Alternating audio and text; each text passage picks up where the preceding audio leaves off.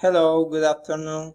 My name is Douglas Monterrosa and I'm a student from Intermediate English Level 2 with Mr. Marroquin and the instructors Mr. Castro and Mr. Lopez. And I'm going to show you my assignment about grammar focus, of interchange to be units 9 to 12. So let's go to start with the unit 9. The first grammar focus in unit 9 is time constructs. What is it? A time construct is a comparison of events among past, future, and present.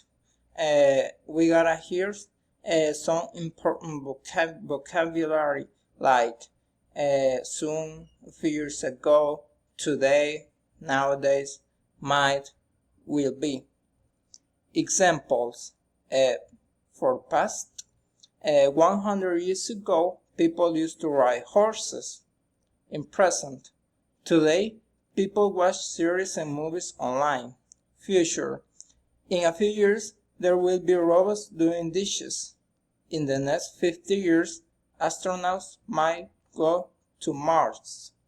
It's important to know that we need to focus about the vocabulary like soon, a few years ago, today, nowadays, because we need to understand the context in order to understand the contrast, the time contrast that the people is talking about.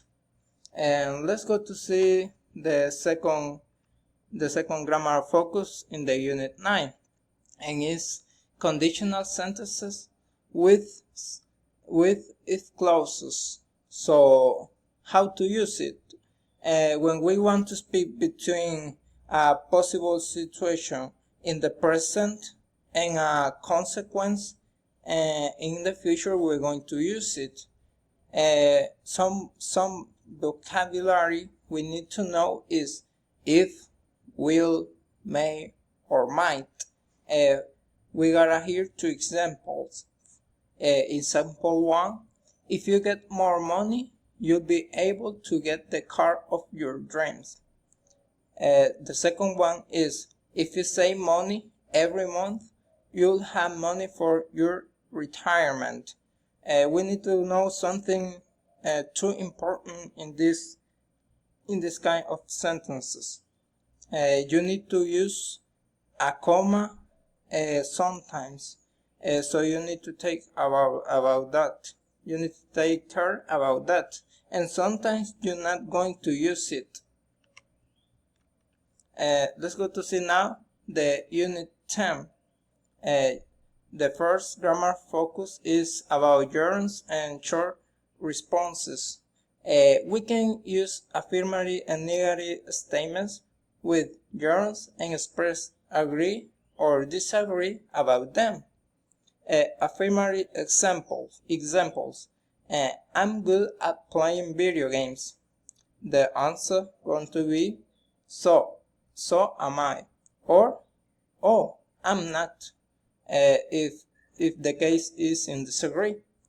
The second one is I love spending time with my friends. So do I, or I don't. The negative examples are, first one, I don't mind working on weekends. Neither do I, or I do. I cannot stand her behavior. And the answer going to be neither can I, or I don't mind.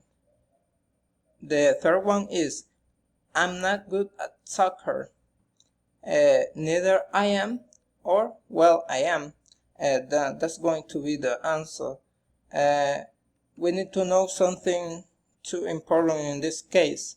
If you use, for example, the moral auxiliary can, we need to answer with can, and always going to be in that way. For example, I cannot stand her behavior.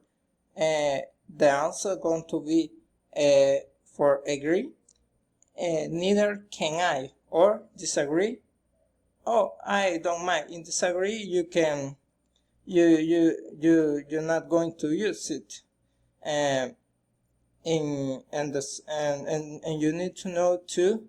For example, if the other person use to be verb, you need to answer with to be. For example, I'm not good at soccer. Your answer going to be neither am I, or well I am, and that's going to be the answer. So let's go to see the second grammar focus on the unit 10. It's about because. Because introduce a cause or reason about something. For example, the first one is, I would like to be a professor of English because I like English. Or, I could eat all this food because I'm too hungry.